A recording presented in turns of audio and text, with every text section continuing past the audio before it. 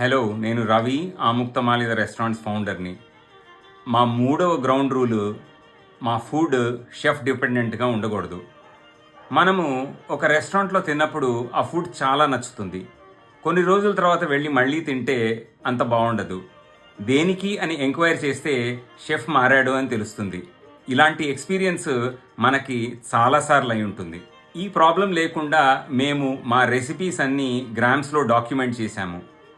మా కిచెన్లో ఒక షెఫ్ ఒక డిష్ చేసే ప్రతిసారి ఇంగ్రీడియంట్స్ అన్నీ గ్రామ్స్లో మెజర్ చేసి రెసిపీ ఫాలో అవ్వాల్సిందే.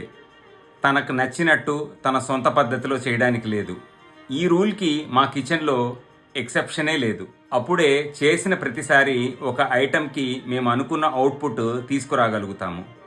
షెఫ్స్ మారచ్చు, కానీ రెసిపీ అలానే ఉంటుంది, టేస్ట్ అలానే ఉంటుంది.